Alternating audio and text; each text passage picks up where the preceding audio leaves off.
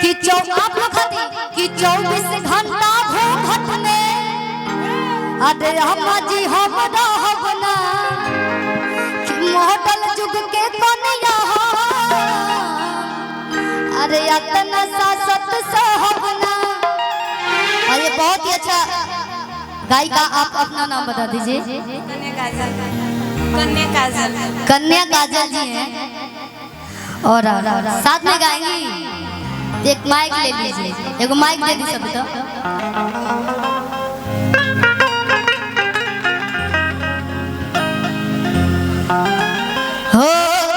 शिल्पी एक मिनट रुक जा। मान ला तारा के YouTube के माध्यम से तो लोग देखा था, गोलू भैया के देखा था, तनी तनी हमरों के देख लेला। का नाम हो बाबू तार?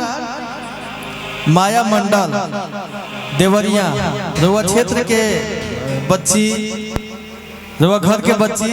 हम आग्रह करब, हमार विनती बा कि रुआ सब एहू बच्ची सन के अरे सब जिला से अदर जिला में से 20-20 गो गायक, 25-25 गो गायक, तो देवरिया से कम 50 गो गायक होके के चाहिए ना।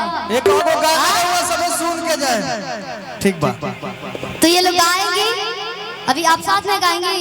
अच्छा हो कि 24 घंटा घूंघट में अरे अम्मा जी हम रहबना कि मॉडल जुग के कन्या तो सहबना। ससुर भसुर के आगे पर्दा में हम लुकाई। अच्छा यहीं पे नहीं, इसी मंच पे महावीर पूजा समारोह हरैया में 1 तारीख को माही मनीषा जी आने वाली हैं। तो आप लोग भारी से भारी संख्या में आइए और ढेर सारा मस्ती कीजिए। कहे एकदम कि ससुर भसुर के सोझा पर्दा में हम लुकाई काहे कि खाई अपना मर्दा के कमाई कि लजाई काहे कि 24 घंटा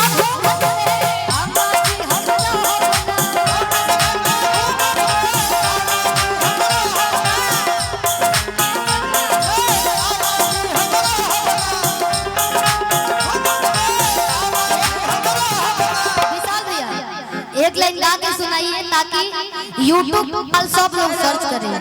हेलो आवाज डाउन आ रहा है। आवाज बहुत डाउन है भाई, माइक लीजिए। हेलो हाँ, एक लाइन गा के सुनाइए ताकि कल सब लोग सर्च करी। कल का आप जाई लो सुने तो सर्च करी लो पहले कि 24 घंटा घूंघट में अम्मा जी हम रहबना। अच्छा कि मॉडल जुग के कन्या होई इतना सासत सहबना कि ससुर भसुर के सोझा पर्दा में कि खाई अपना पर्दा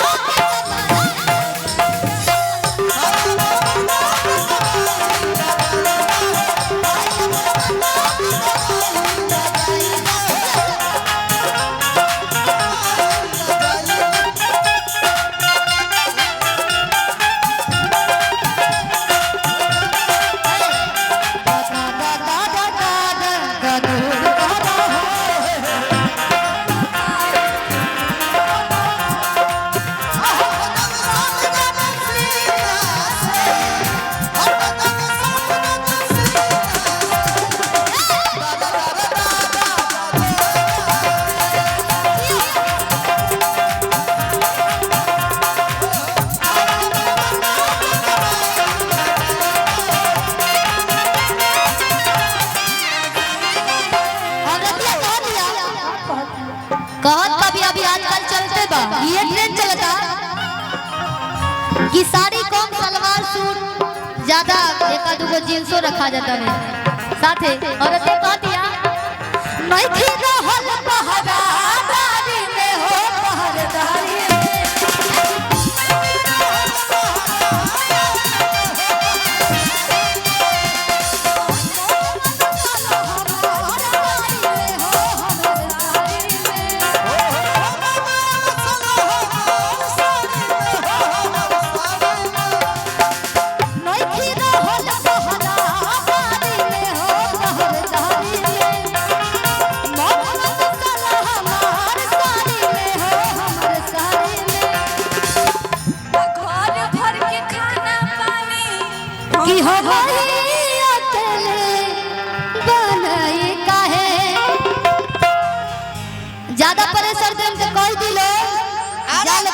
खाल पियल हम आज ना खाए जातने सूते कैसे घर भर के खाना पानी हम भैया अकेले बनाई काहे खाई अपना मर्दा के कमाई ला जाई काहे कि खाई अपना मर्दा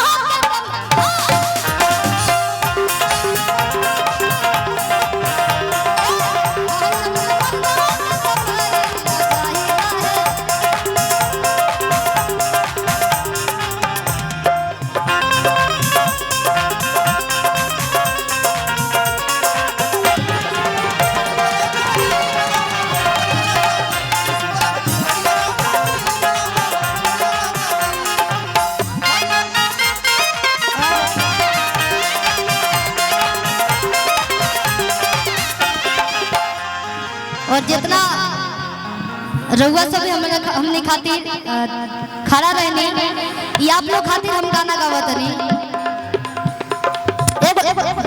देवी गीत है ठीक बा हो कि नौकरी लगी तो हजावा दरपा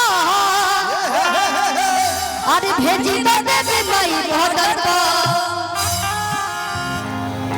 मन में था शुरुआत में कि हम गाएं आप लोग के लिए पुलिस दरोगा वाला उहे दरोगा वाला कि हमर सपना सकार नहीं कर दी हो कि आदमी ला भर हो जन अर्जी हो कि देही पर चढ़ा देवी नहीं कर दी हो एक लाख में चले के कि नौकरी लगी तो हजावा दरपा